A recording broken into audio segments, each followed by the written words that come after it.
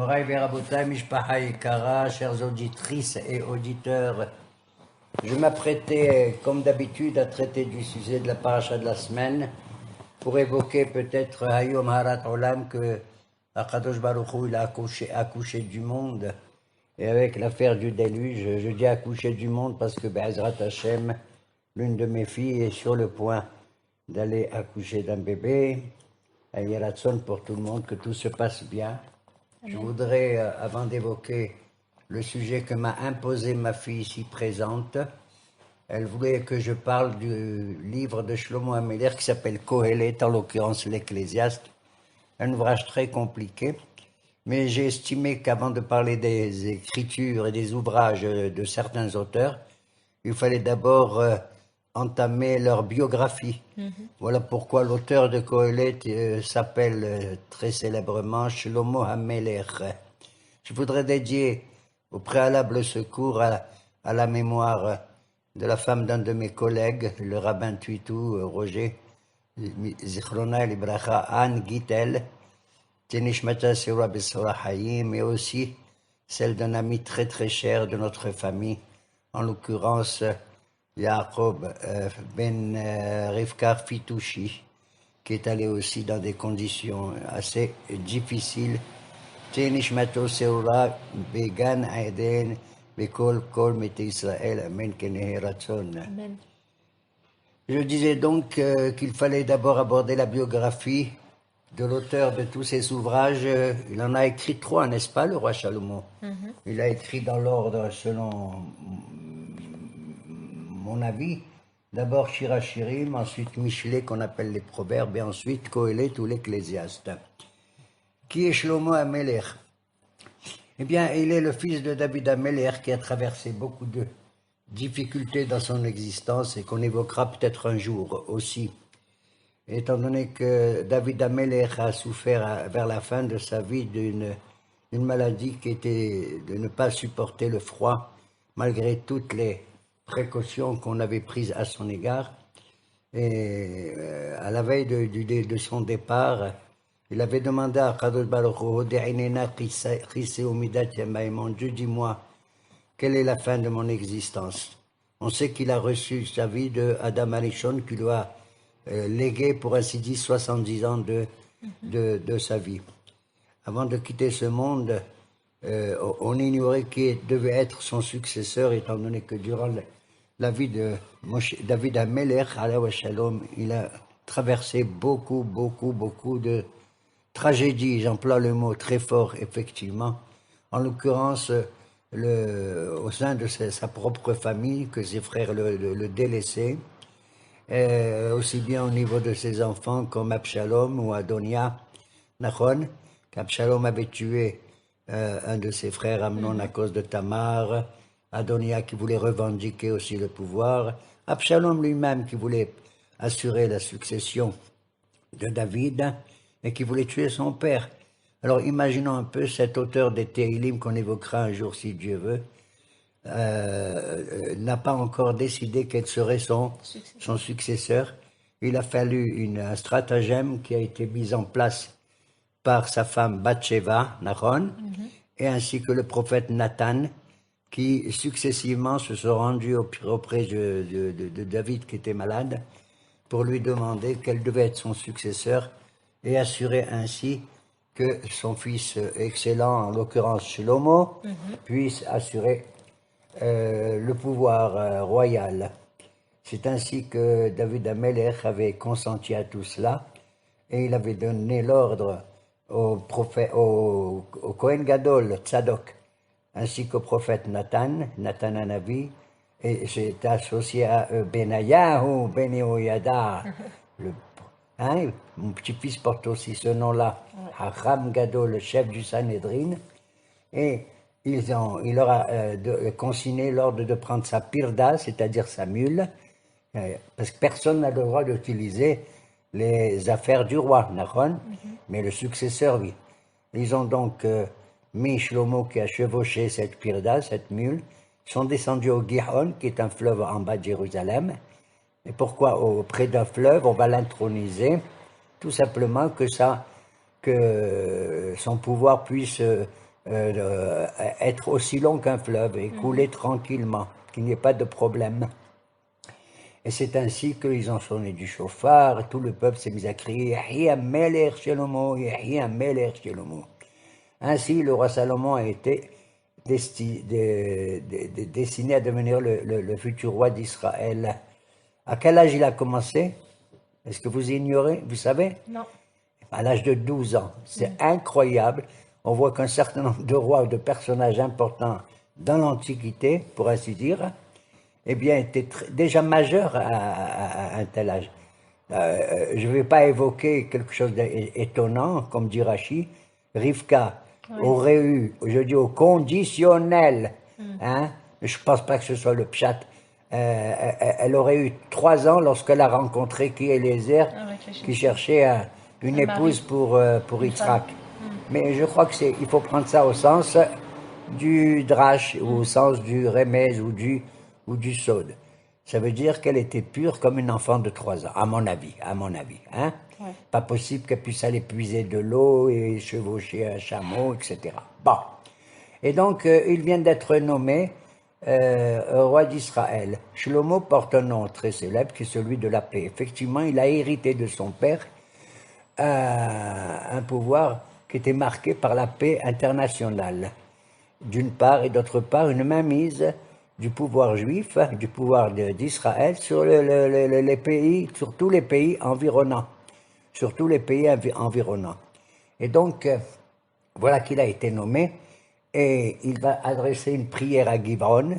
C'est là où se trouve à ce moment-là le sanctuaire de Moshe Rabbeinu, hein, après la destruction de Shiloh, etc. Et il adresse une prière à Kadosh Baruch Hu, qui lui dit maintenant, demande-moi quelque chose et je te l'accorde. Shlomo HaMelech, qui était un grand haram, a dit, mon Dieu, je ne vais pas te demander ni l'argent, ni le kavod et les honneurs, je te demande la chokhma. Kadosh Baruch Hu a dit, si tu demandes la chokhma, eh ben je te l'accorde intégralement, et en plus, je te donne et la richesse et les honneurs, étant donné que tu es haram. Et on rapporte à ce sujet dans un tas de midrashim, même dans le texte de la Bible elle-même, puisque le récit de Shlomo se trouve au livre des rois 1, à partir du chapitre 3 jusqu'au chapitre 11. C'est l'histoire de Shlomo, et on raconte qu'il était tellement sage qu'il était capable de comprendre le langage des animaux, le langage de la végétation, et qu'il parlait avec les constellations et tout. Ça veut dire qu'il avait une connaissance profonde de toute la nature. Et c'est incroyable comment on peut imaginer. D'ailleurs, il y a un livre spécial qui a été écrit à ce sujet, il s'appelle Perek Shira, le livre, le chapitre du Cantique, où là-bas on dit que chaque végétation, selon son espèce, chaque animal et tout, il chante l'Éternel, il reconnaît la présence divine à travers un passouk de la Torah. Par exemple, la taupe, qui est vraiment l'animal le plus, je ne dis pas affreux, mais enfin, qui vit dans les souterrains, pour ainsi dire, hein, elle récite pour Akadosh Baruch Hu. Un des versets les plus beaux de Teilim, c'est lequel? Kol Aneshamat et Alléluia. Alléluia. Donc, de tous les personnages bibliques, il est évident que c'est Shlomo qui a été marqué par une sagesse profonde, très profonde, très profonde. On verra ultérieurement si cette sagesse apparaît dans les 3 livres qu'il a écrits, que j'ai mentionnés tout à l'heure. Dès qu'il arrive au pouvoir, naturellement, il va manifester tout de suite ce pouvoir de la sagesse à travers un événement qui va nous surprendre. Il s'agit de 2 femmes qui vivent de manière isolée. Elles n'ont pas, comment dirais-je, 2 femmes un peu isolées qui mènent une existence un peu retranchée de la société. D'accord ? Elles vivaient ensemble dans une maison et toutes les 2 étaient enceintes et elles ont mis au monde un bébé. Une femme a mis au monde un bébé, la seconde, au bout de 3 jours aussi, elle a mis au monde un bébé. Et elles vont se plaindre les 2 auprès de Shlomo HaMelech. Pourquoi elles vont se plaindre? Parce que l'une raconte, elle dit au roi, Majesté, nous avions chacune d'entre nous un bébé. Dans la nuit, le bébé de l'autre dame est mort. Et qu'est-ce qu'elle a fait? En douceur, en secret, elle a pris son bébé qui est mort, elle l'a mis sous ma poitrine. Et mon bébé qui est vivant, elle l'a pris pour elle. Et à mon réveil, j'ai été étonné de voir Barmenan un bébé mort, comme si c'était le sien. Elle a dit non, j'ai reconnu que ce n'était pas le mien. Parce qu'une maman reconnaît même le visage d'un bébé, même lorsqu'il a 1 jour, 2 jours ou 3 jours. C'est évident. Ne serait-ce que peut-être à cause de son vêtement aussi. Et la seconde, elle dit au roi, pas du tout, pas du tout. C'est son bébé à elle qui est mort et le mien, il est vivant. Donc il y a une diatribe à ce sujet. Et on va voir comment Shlomo va prononcer son diagnostic, prononcer son verdict. Et il dit comme ça. Il répète exactement les mêmes mots de ces femmes. C'est incroyable. C'est à travers la réponse de Shlomo que moi je devine sa chokhma. Il a dit, ah oui, l'une, elle a dit que le bébé de l'autre c'est le mort et le sien c'est le vivant. Et l'autre, elle a dit que le bébé qui est vivant c'est à elle et le bébé qui est mort c'est à l'autre. Alors, moi déjà, je comprends tout de suite. La manière dont ces femmes ont parlé, le roi Salomon a compris qui était la vraie femme du bébé. Qui était la vraie femme du bébé? C'est la première, étant donné qu'elle a dit, c'est mon bébé qui est vivant, elle a été positive, et l'autre qui est mort. Tandis que la seconde, qu'est-ce qu'elle a dit? Non, c'est l'autre qui est mort. D'accord? Elle a parlé de manière négative. D'accord? Ce qu'elle veut, c'est que l'autre, il meure. Alors que l'autre, elle a dit, non, ce que je veux, c'est qu'il y a un bébé vivant. C'est la vie qui compte avant la mort, avant de parler de la mort. Comment intervient Shlomo HaMelech? Il dit à son gardien, va m'apporter une épée. On lui apporte un glaive, et il dit, maintenant, on a un bébé, on ne sait pas à qui il est. Est-ce qu'il est à Madame X ou à Madame Y? Écoute-moi, mon cher gardien. Tu vas couper le bébé en deux, tu donnes une moitié à l'une et l'autre moitié à l'autre. Alors à ce moment-là, quand elle a vu la vraie maman du bébé vivant, elle a dit non, non, non, non, non, non, donnez-lui à l'autre, donnez-lui, je veux qu'il reste vivant. Alors que l'autre, qu'est-ce qu'elle a dit? Non, coupez-le. S'il faut qu'il meure, et qu'il meure. Ah, Shlomo HaMelech a dit, ah, là je reconnais où est la vraie, où est la vraie maman. Alors tout le monde a applaudi réellement la manière dont Shlomo HaMelech a pu repérer cette affaire-là. Ce qui est étrange, c'est qu'en principe, on prononce un verdict, un beddin, il ne peut pas le faire avant d'avoir obtenu le témoignage de 2 témoins. Il faut 2 témoins qui viennent te raconter. En vérité, là, il n'y avait pas de témoin, étant donné qu'elle vivait seule dans cette maison-là. D'accord? Alors, cette affaire, effectivement, a marqué, pour ainsi dire, aux yeux de tout le monde, quelle était la grandeur à ce niveau-là de Shlomo HaMelech. Bien, alors donc il continue son pouvoir, et une des premières choses qu'il souhaite effectivement faire, on a dit d'ailleurs dans la Gemara de Berachot, au dernier chapitre qui parle de Haroé, c'est-à-dire qui parle des rêves, on a dit, celui qui voit un tel, et il mérite ça, celui qui voit un tel dans son rêve, et celui qui rêve de Shlomo HaMelech, il pense qu'il a vu le roi Salomon, et s'appelle la Chokhma, qu'il s'attende à acquérir la sagesse. Et du temps de Shlomo HaMelech, on raconte que c'est lui qui a décidé de manière légale de faire 2 mitzvot essentielles à ses yeux. Elles sont toutes importantes, bien sûr. Mais il y en a 2 dont on pense qu'il est l'auteur, il a marqué le peuple avec ça. Quelles sont ces 2 mitzvot? C'est Eruvet Tafshilin et Netilat Yadayim. On sait ce que ça veut dire, Eruvet Tafshilin. Lorsque il y a un Yom Tov qui va arriver, suivi d'un Shabbat, par exemple, ou d'un deuxième Yom Tov, à ce moment-là, la maman doit préparer, la veille de ce jour de fête, 2 petits plats, très simples. Ça peut être une lahmania et un œuf, d'accord? Et les mettre de côté, qu'on va manger le lendemain pendant le Yom Tov dans l'après-midi ou quand on veut. Et ce Eruv Tafshilin, ce mélange de repas, va me permettre à nous de cuisiner pendant le Yom Tov pour le lendemain Shabbat. Si on n'a pas fait le Eruv Tafshilin, on ne peut pas cuisiner du Yom Tov au Shabbat. Il faut bien qu'on mange Shabbat. Alors donc on a le droit comme ça grâce au Eruv Tafshilin. Cela indique une connaissance profonde de l'appréciation du temps et du Zman, du respect à la fois du Yom Tov où on peut manger au Chel Nefesh, Nachon, mais également du respect du Shabbat où on peut pas cuisiner, d'accord? Il a également institué la Netilat Yadayim. Ça existait avant, probablement, plus ou moins. C'était dans la Halakha les Moshe Misinaï. Puisque quand on a reçu la Torah, on n'a pas que reçu que la Torah chez Birtab, Hamisha Hamshe Torah, mais Moshe Rabbeinu a reçu beaucoup plus que ça, c'est Torah chez Baal Peh, c'est-à-dire l'application de tous les commandements. On ne sait pas exactement comment il faut appliquer les commandements dans Torah chez Birtab, dans les Hamisha Hamshe Torah. Par exemple, tu vas attacher les paroles de Dieu dans ta main et entre tes yeux. Qu'est-ce que je vais attacher? Quoi? Si je ne m'en tiens qu'à Torah Shibertav, je ne comprends pas ce que c'est cette mitzvah. C'est grâce à Torah Sheba'al Peh que je sais que c'est là qu'existent les tefillin, comment, quelle couleur ils sont, où il faut les mettre, quel parachute il faut mettre dedans, etc., etc.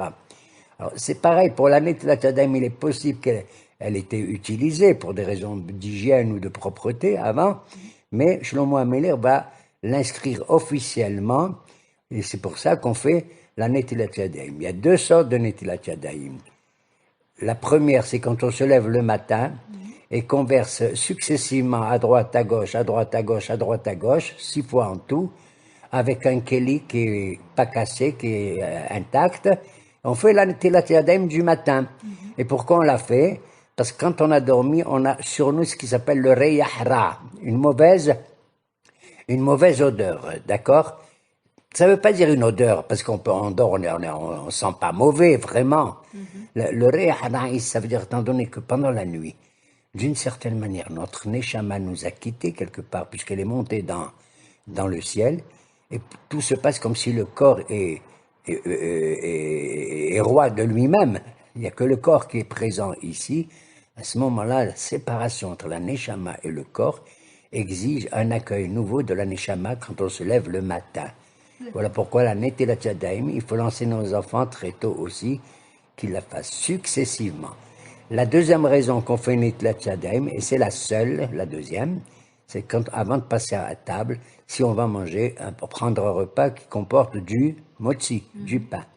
Mais là, on ne fait pas successivement, on fait 1, 2, 3 dans la main droite et 1, 2, 3 dans la main gauche. Voilà. Et certains que je vois, lorsqu'ils vont aux toilettes et tout, c'est vrai, il faut se laver les mains après, mais ils utilisent un keli. Ça n'est pas du tout nécessaire. Nous, on fait Shulchan Aruch, on ne fait pas comme peut-être des lois qui sortent du Harizal ou de la Kabbalah, d'accord? Donc, on sort du hachek des toilettes, et on se lave en ouvrant le robinet, puis c'est tout. Il n'y a pas d'indication précise à ce sujet. Il n'y a pas d'indication.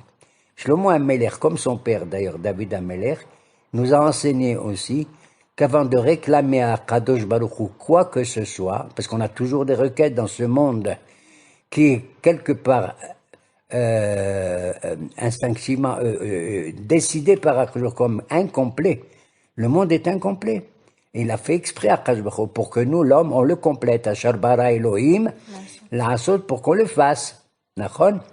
Alors à ce moment-là, ils ont institué qu'il faut d'abord faire l'éloge du maître des lieux, c'est-à-dire Akadosh Baruch Hu, et après demander faire ses requêtes. C'est évident. Tu veux obtenir quelque chose d'un grand personnage, d'un ministre, d'un roi, d'un président, d'abord tu lui dis majesté, etc. J'ai appris de votre grandeur ceci, quel est votre cœur généreux, etc. C'est pour ça que dans la Hamida, par exemple, on commence par faire les brachot d'Adonai, Sefatah et Tiftah, et on fait l'éloge dans 3 premières brachot de Abraham, de Yitzhak et de Abraham, Yitzhak et de Yaakov. Nachon, Yaakov, d'accord, Magen Abraham, Mehaya Metim, et Ael Akadosh. Et après, on demande Tahonin Damdad. Et David et Shlomo, ils ont institué la bracha sur Bonei Yerushalayim, puisqu'ils ont été ceux qui ont été les artisans de la construction de Jérusalem comme capitale. À partir de qui? De David. Oui. David a été roi d'abord à Hébron pendant 7 ans. Après, il s'est rendu à Yerushalayim.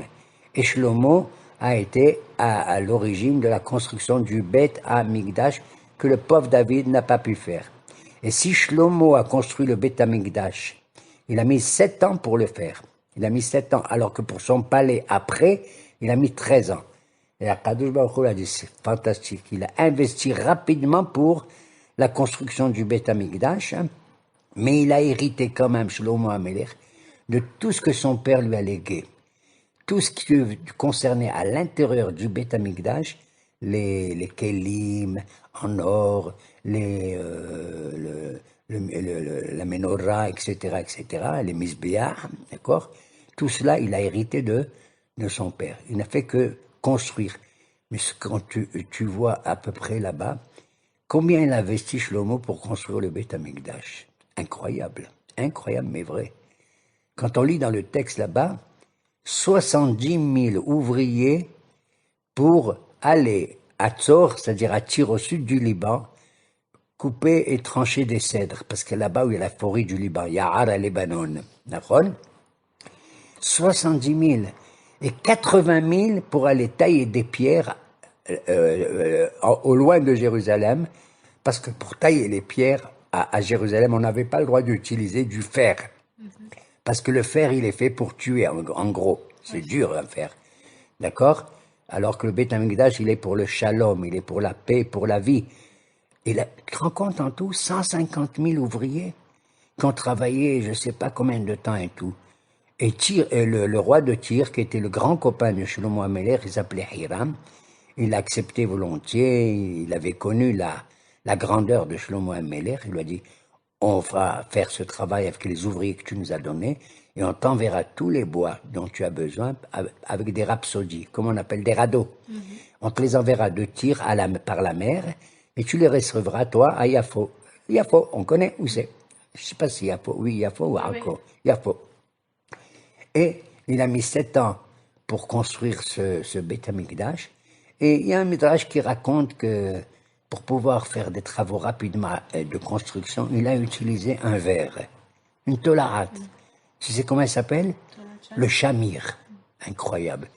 Jamais j'aurais pu imaginer que le chamir, qui est un petit verre, il est beaucoup plus efficace que les scies les plus importantes ou les appareils technocratiques les plus développés. D'accord? Il est capable de trancher des pierres et de tout ça. Incroyable. On ne sait plus où se trouve ce chamir. Il y a un midrash qui raconte comment ils ont découvert ce chamir quelque part. Top.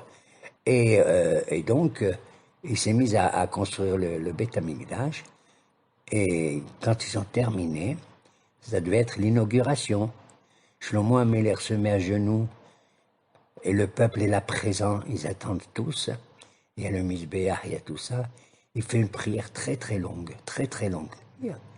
Lisez-la là-bas dans le livre des rois, je ne sais pas, au niveau du chapitre 4, 5, 6. Et là-bas, il évoque que grâce au Beth Amikdash, Akadosh Baruch Hu peut agréer toutes nos prières, qu'il s'agisse de problèmes naturels comme par exemple la sécheresse, la famine, ou barminen des prières quand il s'agit de la guerre qui nous surprend, etc. Et tu sais à qui il s'adresse aussi dans cette prière? Là, je deviens dingue. Non, je ne deviens pas dingue, c'est normal. Il l'a dit, si un goy, il vient aussi t'adresser une prière, mon Dieu, je te demande d'agréer automatiquement et tout de suite ce qu'il demande. Chose qu'il n'a pas demandé pour un juif qui fait sa prière. Pour un juif qui fait sa prière, ça peut être agréé ou pas agréé. Ça dépend de quoi? De son contenu moral au juif. Mais si un goy, peu importe, si déjà il fait l'effort de venir jusqu'au Beth Amikdash, bien sûr il ne va pas s'approcher trop comme les autres, mais tu vas agréer automatiquement. Parce que c'est déjà extraordinaire. De là, on apprend quelque part, d'ailleurs à Sukkot, tu sais, qu'on offre 70 corbanotes pour les 70 nations du monde. Où on a vu ça? Où tu as vu ça? Une religion qui tient compte de toutes les nations du monde pour qu'elles puissent adhérer, elles aussi, à s'approcher de Dieu. On ne veut pas les convertir, nous, au judaïsme. On n'est pas comme les autres. qu'on veut imposer notre religion par la force ou par soi-disant zama, l'amour, et gna gna gna gna. D'accord? Nous, on n'est pas pour approcher les autres. Ni par le din dial comme ça, ni par Alléluia. D'accord? Nous, on est pour les deux en même temps. Titien emet le Yacoub. Titien emet le Yacoub. Et donc, ils ont construit, il fait sa prière, une prière assez longue et tout, merveilleuse. Il se lève en levant les mains et tout, et ils sonnent tous du chauffard, et il y a une fête extraordinaire du Beit HaMikdash Yeratzon, le Beit HaShlishi qui soit reconstruit. Amen. Amen, ve Amen. Je voulais rappeler, j'ai oublié, c'est quand David, il a demandé au bon Dieu, je t'en prie, dis-moi quand est-ce que je vais quitter ce monde. Il lui a dit, ça va être un Shabbat. Et c'était le jour de Shabbat en plus. Il avait dit, quoi, en plein Shabbat, tout ça? Je t'en prie, fais que je meure pas le Shabbat, mais le jour d'avant, un vendredi, le vendredi d'avant. Il lui a dit, non, je veux pas. Alors le dimanche, il lui a dit non, parce que dimanche, ça sera la succession de ton fils Shlomo, et il ne faut pas il faut que dès qu'un pouvoir se termine, il faut qu'il soit suivi immédiatement par l'autre. Il lui a dit, alors vendredi, fais que je meure vendredi, pas Shabbat. Il lui a dit, non, je veux pas que tu meurs vendredi, parce qu'un jour de ta vie à toi, même le dernier, pour moi, il est préférable aux 1000 korbanot que ton fils Shlomo, il va faire. C'est incroyable comme réponse, mamash incroyable. Une petite prière de ta part ou un petit limud Torah ou n'importe quoi, c'est beaucoup plus important que les 1000 korbanot que ton fils, il va m'apporter. Et donc, on voit effectivement comment Shlomo HaMelech va mener à bien cette construction du Beit HaMikdash. Et j'ai oublié de dire que quand il a voulu entrer à l'intérieur de ce palais sacré, ce temple, il avait pris avec lui l'Arche Sainte, accompagné par tous les Kohanim et tous les Lévi'im, et il voulait entrer dans le Beit HaMikdash. Brusquement, les portes du Beit HaMikdash sont coincées, elles ne s'ouvrent pas. Impossible. Que c'est ça? J'ai donné tout mon fric, j'ai donné tout ça. On a travaillé comme pendant 7 ans et tout, et le temple, il veut pas nous donner l'accès. C'est incroyable. Comment je vais faire? Comment je vais faire? Qu'est-ce qu'il a fait? Il s'est mis à faire des prières et des chants et des poésies. Peut-être qu'il a utilisé des mismorim de son père. Tu sais combien il en a fait? 24. 24 prières, 24 chants, 24 liturgies, comme ils disent le Hachamim, Kavdalet Renanot. Le temple à la deuxième, non, il s'ouvre pas, jusqu'à la 24e. Le temple ne s'est pas ouvert. Qu'est-ce qui se passe? Comment je peux être agréé? C'est incroyable, pourtant j'ai investi dans tout ça. Et brusquement, il entend derrière lui, je crois que c'est Benayahu, l'adorable Benayahu. Il a dit Adoni HaMelech, je crois que tu dois évoquer personnellement maintenant que si tu as le pouvoir, tu le dois à ton père David. On n'a jamais connu un homme comme David HaMelech. David qui a dit Anochi tola'ad velo ish. Malgré son grandeur, il a dit au bon Dieu, je ne suis qu'un ver de terre et pas un être humain. Pour te montrer. David, il a parlé comme qui? Il a parlé presque comme, comment il s'appelle? Moshe Rabbeinu. Moshe Rabbeinu qui avait dit qui sommes-nous? Nous sommes rien du tout. Moi et Aaron. Entre les deux, Moshe qui amène le peuple juif à l'entrée d'Israël mais qui n'y goûte pas, et David qui prépare en détail la construction du temple et qui il a fait méode. Tu vois? Mais en vérité, ça veut dire que un seul individu ne peut pas s'attribuer la totalité des choses et que son mérite, c'est de donner à un autre partenaire. T'as compris? Que Moshe il donne aux autres la suite et David aussi donne aux autres la suite. C'est la totalité, la collectivité. Nathan Hanavi. C'est Nathan Hanavi. Et le Kohen Gadol, c'était Tzadok, il s'appelait Tzadok. C'est lui qui l'a intronisé avec Nathan Hanavi. C'est lui qui l'a intronisé. Et donc, il récite les 24 Kavdal et Renanot. Je me suis posé la question, pourquoi 24? Est-ce qu'il y a un rapport? Il y a un rapport absolument réel, précis. C'est que, étant donné qu'on veut rentrer dans le Beit HaMikdash, Quels sont les personnages qui sont aux côtés du roi pour entrer au Beth Amikdash? Les soldats, Non. les Kohanim. Les soldats, ils rentrent pas dans un Beth Amikdash. Ils font la guerre ou ils font dans leur Non, base. mais ça veut dire Les Kohanim, Yaf et les Lévim. Yaf Ouais, et... 24. Et puis le reste du peuple juif. Et alors quel rapport avec 24? Leur nombre, Le nombre de quoi? les Lévim. Non. C'est que du temps de David et de Shlomo, ils avaient, du temps de Moshe Rabbeinu, il y avait deux groupes de Kohanim. Il y avait ou trois ou quatre, pas plus. Aaron, Nadab, Avio, et Elazar et Itamar. C'est tout. Ce qu'on appelle les Mishmarot. D'accord? Mais du temps de David et Shmuel Hanavi, ils ont décidé, étant donné que le peuple était beaucoup plus important, hein, plusieurs millions, ils ont décidé qu'il y ait 24 Mishmarot Shel Kehuna, 24 Mishmarot Shel Leviya, des Lévi'im, et 24 Ma'amadot des enfants d'Israël. Parce qu'à chaque fois on célébrait quelque chose, ça veut dire chaque jour, Korban Atamid ou Korban Shel Shahar ou Shel Ben Arbaim, il fallait qu'il y ait la présence d'une représentativité des enfants d'Israël eux-mêmes, qui sont ni Kohen ni Lévi. Et il y avait donc 2 fois par an, hein, une fois tous les 6 mois. En tout, il y avait 24 Mahamadot, puisqu'il y a 12 mois dans l'année. Donc 24 Mahamadot et 24 Mishmarot. Voilà pourquoi il a fait 24 Renanot. D'accord? C'est-à-dire qu'il veut inclure l'accès dans le Beth Amikdash avec la totalité du peuple juif dans son unité. Il n'y a pas de division chez nous. Il n'y a pas de parti, celui-là de droite, celui-là de gauche, celui-là religieux comme ça, celui-là religieux comme ça. C'est ce que je retire, moi, de ces 24 Renanot.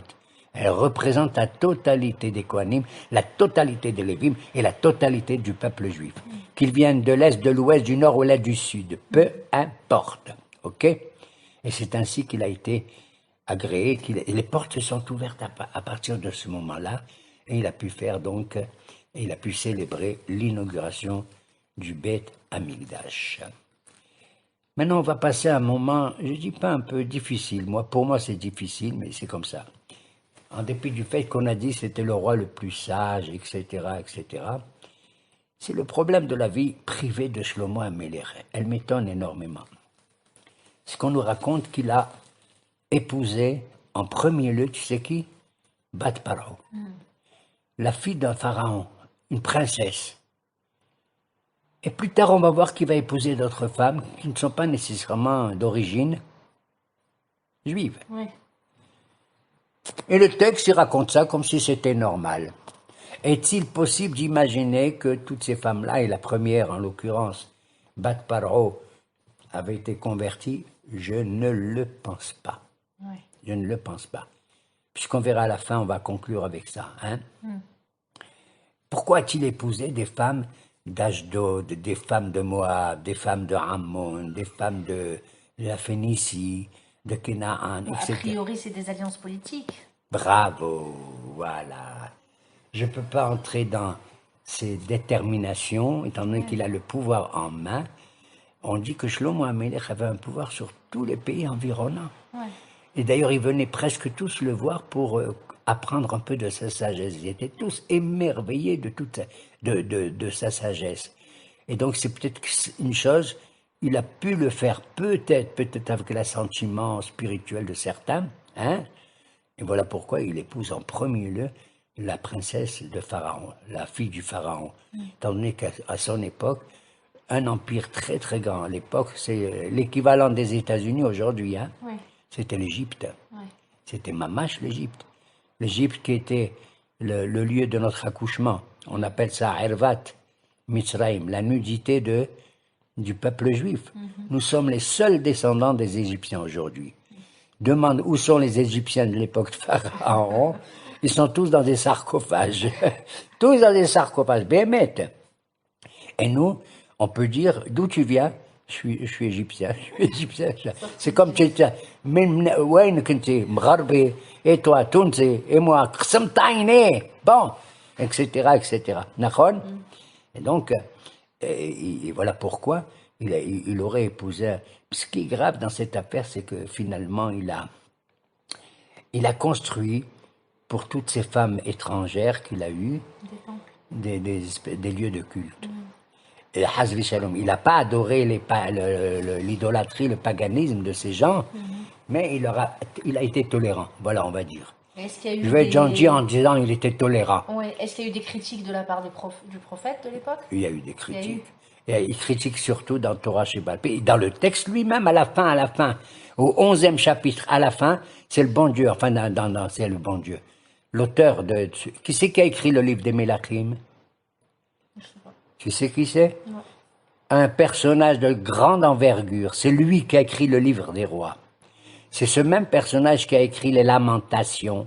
Il s'appelle Sest Jérémiade. Ouais. En l'occurrence, Yermia, aurait écrit le livre de Sefer Melachim. D'accord?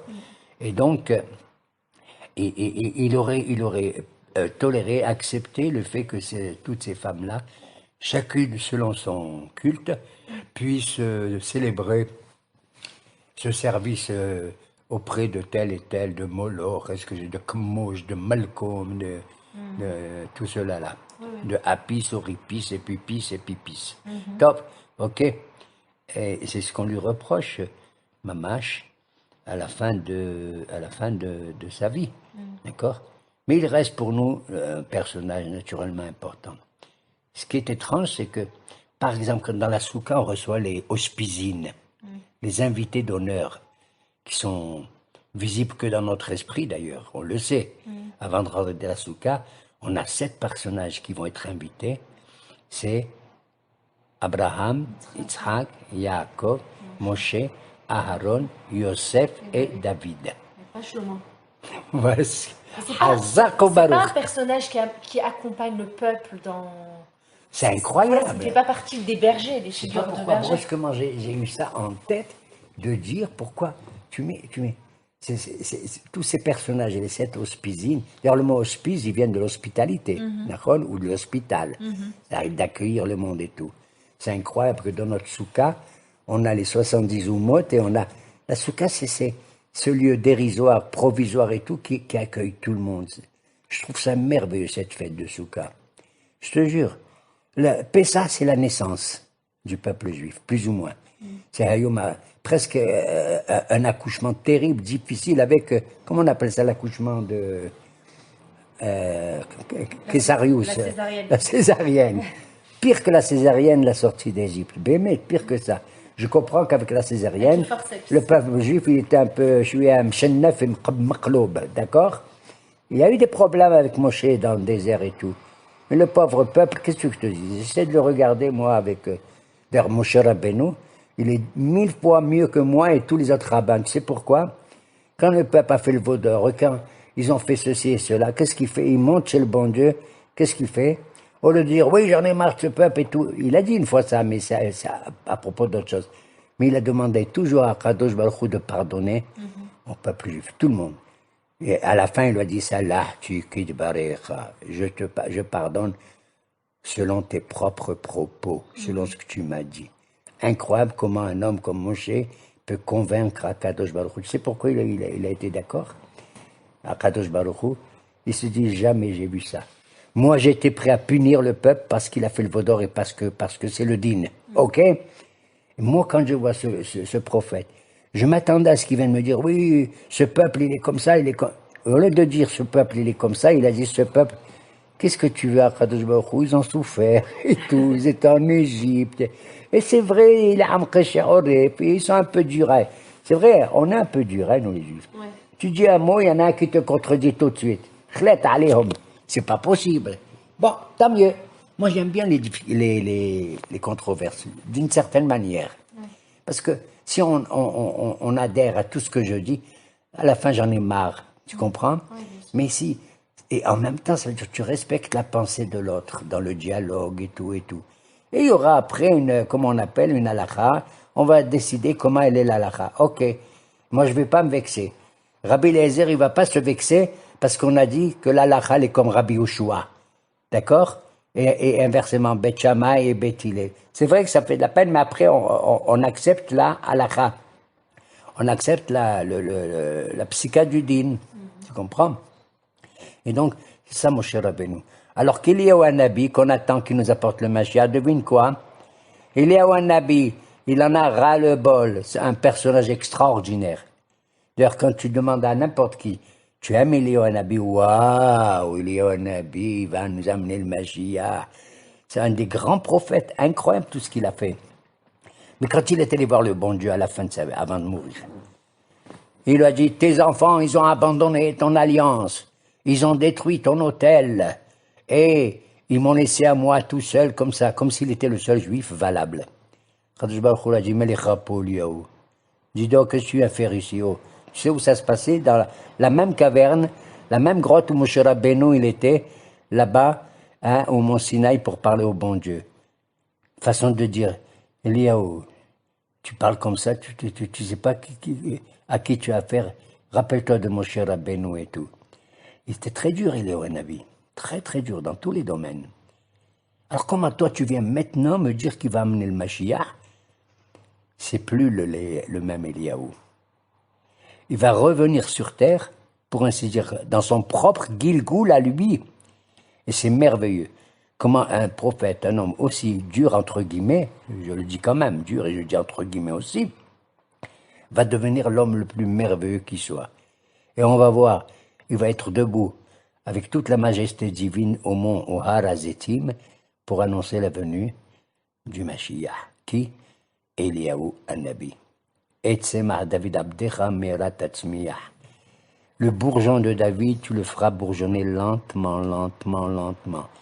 Et c'est ainsi qu'on doit être patient pour attendre la venue du Mashiach, comme une plante que tu adores, toi, ma fille, spécialiste des plantes, Nachon. Elles ont tous les goûts, toutes les couleurs, tous les parfums et tout, c'est extraordinaire. C'est pourquoi moi, je suis pas ton genre, mais j'essaye de comprendre. Parce qu'un fruit, il y a le goût. Nachon? Oui. Une chaise, tu t'assois bien. Elle est bien fourrée. Etc., etc. Mais une plante, elle a l'air de rien du tout. Mais elle te donne la chose la plus extraordinaire. Elle te donne de la neshama. Elle te donne de l'odeur, de la respiration, même si elle s'évapore rapidement et tout. Mais elle est extraordinaire. La plante qui te donne une odeur, elle te donne une neshima qui se rapproche de la neshama. Elle est tellement belle à ce niveau parce qu'elle est discrète. Il n'y a rien de plus discret que l'odeur de la plante. Et ça me permettra ultérieurement, si Dieu veut, à cause ou grâce à toi, d'évoquer dans le prochain cours quels étaient les ouvrages de cet homme dont on dit qu'il était le plus sage du monde, à savoir Shir Hashirim, Mishlei et Kohelet. Shalom, shalom, ubracha. Juste une chose que je voulais te rappeler, à propos des plantes et du tzemach, Emet, Meret, Titzmach. Il a fait, c'est le Emet. Voilà. Il a fait. Ben, Emet, Meret, Titzmach, le bon Dieu a voulu faire ce monde au nom de la vérité pure, pure, pure. C'est-à-dire une vérité, elle est reconnaissable par tout le monde. De nos jours, ici, la vérité, on ne peut pas. D'ailleurs, très, très difficilement, il y a des rabbins qui disent Alma de Shikra. Le monde on est, c'est le monde des mensonges. C'est vrai. C'est le monde des discussions, des controverses, et tout, de toute nature. Des controverses délicates, mais des controverses aussi qui tournent mal parfois. Mamash qui tourne mal parfois. Ok? Alors que là où on était, c'est le monde de la vérité. Où est-ce qu'on était dans le monde de la vérité, nous, déjà? Jamais. Si, une fois, notre arrière-grand-père, notre arrière-grand-mère, c'est Adam et Chava, ils étaient dans le Gan Eden. Et quand tu lis les 2 premiers chapitres de Bereshit, c'est le cas actuel, tu lis, il y avait des arbres, il lui a dit, tu vas travailler, la Ovda, le Shomra, et attention, tu manges pas ça et tu manges ça, et etc. Et ce premier homme, il a convoqué les animaux, et c'est grâce à lui qu'on sait quel nom il porte. C'est une science extraordinaire. C'est pas je t'appelle X, Y ou Z. Pourquoi un chat s'appelle Hatoul? Parce qu'il cache ça, hein, etc. Et pourquoi un Kélev, on l'appelle comme ça? Parce qu'il est comme le cœur de son maître. Il fait ce que son maître il dit, etc., etc. Arié, c'est la peur, la hiera. Une connaissance comme Adam, personne ne peut l'avoir. Incroyable.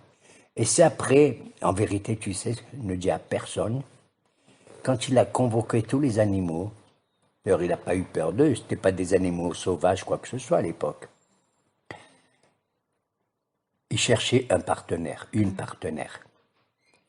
Il cherchait entre guillemets sa femme. Pourquoi je dis ça? Parce que juste après avoir donné les noms aux animaux dans le texte, il est dit Loto veyota Adam levado. Le bon Dieu, il a dit, il n'est pas bon que l'homme soit seul. Je vais lui faire Ezer Kenegdo, quelqu'un qui soit son partenaire, qui va l'aider. Ça peut être son aide, ça peut être Kenegdo en face de lui ou vraiment en face. Vice versa, comme on dit chez nous. D'accord? Mais encore une fois, si on lit les 2 premiers chapitres, ça n'a rien à voir avec le vocabulaire, avec la description de notre monde actuel. Le Nahash, ce n'est pas le serpent qu'on imagine maintenant. Adam et Haba, ce n'est pas un homme comme on voit maintenant, sa description, une femme, etc. C'est des êtres qui sont dans un monde ailleurs. C'est le Olam d'Atsilut, le monde de l'émanation, le monde de la Beria, la création, le monde de la Yetzira, la formation. Et nous sommes dans le monde de Asiya. Ils n'étaient pas là-bas, Adam et Haba. Sauf lorsqu'ils vont être chassés du Gan Eden et qu'à ce moment-là va commencer ce qu'on appelle l'étape historique humaine à proprement parler. Parce que tout ce qui est raconté avant, quand on te dit qu'en un jour, il a créé la lumière, deuxième jour, il a créé ça, et troisième, c'est pas des jours de 24 heures. C'est des étapes. C'est des étapes successives et tout. Je ne sais même pas si elles sont successives. Je sais pourquoi je dis je ne sais même pas. Parce que Rashi, là-bas, il dit, qu'est-ce qu'il dit Rashi? Il dit, quand tu vas lire ce texte, ne dis pas que d'abord la lumière et après, il a séparé les eaux d'en haut des eaux d'en bas, et après, il a fait ça et à la fin. Non. En seder baberia. Incroyable, mais vrai. Donc, j'étais troublé, et Rashi vient se froncer à la noix de coco de 3, entre guillemets, et il me trouble encore plus. Ça veut dire, on est dans le flou total. Mamache le flou. Pourquoi on est dans le flou? Parce qu'on n'est pas capable de voir un panorama comme ça. On a l'habitude de voir un panorama qui a une source, qui a une origine, etc. L'art des artistes, c'est de te troubler quelque part. Mamache, moi quand je vois un tableau, eh ben, je dis, bon, ben, voilà, il y a des plantes, il y a un arbre, il y a un être humain, il y a une table, il y a une chaise, tout ça. Mais l'artiste, quand il a fait ça, je suis sûr qu'il a autre chose dans sa tête. Que chaque élément de son tableau décrit quelque chose de profond, mamache de profond. Ça peut être la spiritualité, la matérialité, les arts. Est-ce que je sais, moi, même l'utilisation des couleurs, voilà pourquoi. Oui, je voulais parler du Midrash de Emet Meretz Yitzmach. Ah oui, alors celui oui. des anges. Oui, qu'est-ce qu'ils ont, le Midrash des anges? Ah, Chesed ve'emet. Oui. Ah, ça c'est oui, Chesed ve'emet nashaku, tzedek Chesed ve'emet nashaku, Chesed ve'shalom nifgashu. Nifgashu ve'nashaku. Il y avait 4 catégories d'anges. Les 2 premiers, le bon Dieu, il a dit au Chesed, dis-moi, tu veux que je crée l'homme? Il lui a dit, oui, il fait beaucoup de Chesed, l'homme. Il a des côtés de Chesed. Mais le Emet, il lui a dit, pas du tout. L'homme, il n'a rien à voir avec le Emet, tu ne le crées pas. D'accord? Ouais. Après, il a parlé au 3e ange, il lui a dit, dis-moi, tu sais, dès que je crée l'homme, ouais, il fait des fois la tzedaka et tout. Il demande au Shalom, dis-moi, tu veux que je crée l'homme? Il lui a dit, pas du tout, il se dispute sans arrêt. Il se dispute. Moi et mon copain, on se dispute. Personne ne sait, je raconte à personne que je me dispute sans arrêt avec lui. Pourtant, c'est mon copain, même que je l'aime, et tout. Et alors, le bon Dieu, il a dit, c'est le Emet, c'est le plus dur. C'est le but qu'on doit atteindre, mais maintenant, c'est pas possible. C'est pas possible. Il a pris le Emet, la vérité, et schlac, il a jeté par terre. Il a enfoncé dans le sol, et on va attendre, c'est comme une plante, il va rebourgeonner lentement. Emet me'eretz yismach. D'ailleurs, cette phrase que tu as dit, ma fille, adorable, Emet me'eretz yismach, ça commence par quelle lettre? Aleph. Emet c'est Aleph, me'eretz même, tismach tav. Tu prends le début de la création, Bereshit bara Elohim, la fin des 3 mots, Bereshit tav, bara Aleph, Elohim met, Emet. Quand il finit la création, c'est le Shabbat. Qu'est-ce qu'il y a écrit? Asher bara, abara Elohim la asot, bara Aleph, Elohim met, tav. Et là, c'est dans l'ordre, le Emet. Et là même, je termine avec des mathématiques parce que je suis un grand spécialiste du Hejbon. De tous les chiffres que nous connaissons de 1 à 9, tu multiplies n'importe quel chiffre, il donne un chiffre comme ça, comme ça, comme ça, il n'y a pas de raison. Il y a un seul chiffre qui est extraordinaire et qui donne la même chose, c'est le chiffre 9. En français, on dit chez nous, quand on veut trouver la vérité, on fait la preuve par... 9. Et c'est quoi? 9 fois 1, 9. 9 fois 2, 18. et 18 c'est quoi? 1 et 8. Ah oui, oui. 9 fois 3? 36. Non! Ah, 9 fois 3? Pardon, 27. 27, 7 et 2? 9. 9 fois 4? 36. 3 et 6? 9. 9 fois 5? 45. 4 et 5? 54. 9 fois 5? 9 fois 6? 54. 5 et 4, 9. 9 fois 7? 63. 6 et 3, 9. Après, 9 fois 72. 8, 72, 7 et 2, 9. 81. 9, voilà, 81. 9 fois 9, 80. C'est ce que j'appelle la preuve par 9. Et pourquoi? Quel rapport avec Emet, la vérité? Aleph, Mem, Tav, en tout, ça fait quoi comme gematria? Ça fait 441. Et 4, 81, 441? Ça fait 9. Ta ta ta ta, ta ta ta ta. C'est la preuve par 9. Je termine.